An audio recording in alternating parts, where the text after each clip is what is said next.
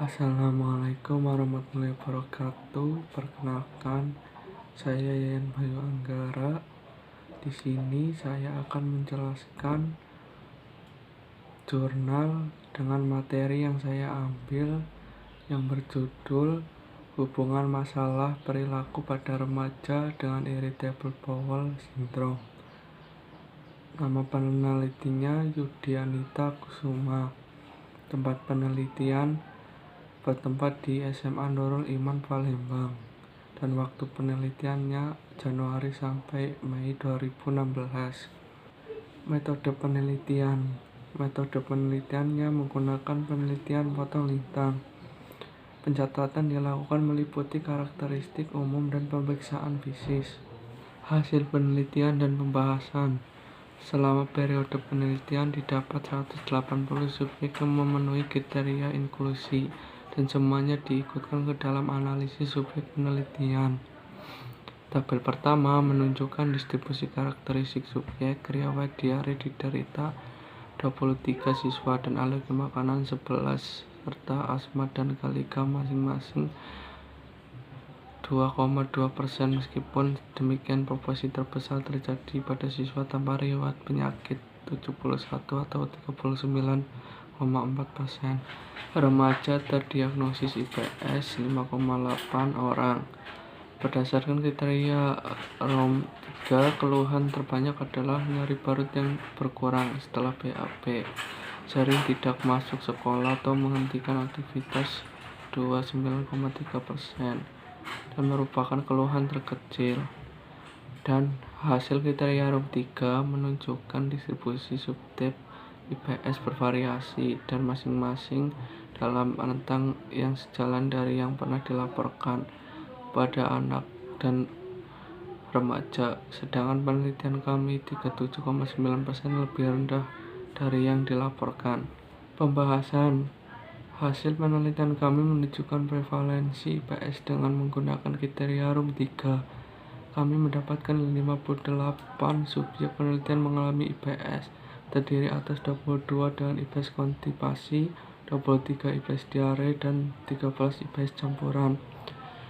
Prevalensi masalah perilaku 40,6%, yang terdiri atas 28,9% internalisasi dan 2,8% eksternalisasi, dan 0,6 perhatian, dan 8,4 adalah variasi ketiga masalah tersebut yang ditentukan dengan Pediatric Syndrome Checklist atau PSG-17. Berdasarkan analisis bivariat, terdapat semua faktor risiko yang diduga penyebab IBS.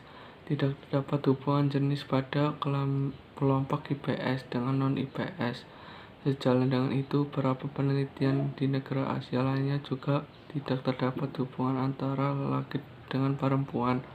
Begitu pula dengan faktor sosioekonomi, tidak didapatkan hubungan antara kelompok IBS dengan non-IBS. Faktor psikososial dengan IBS, yaitu kontak fisik berhubungan dengan kejadian IBS dan beresiko mengalami IBS 2,5 kali dibanding anak yang tidak mengalami kontak fisik. Irritable Bowel Syndrome dialami 21,7% subjek penelitian perempuan.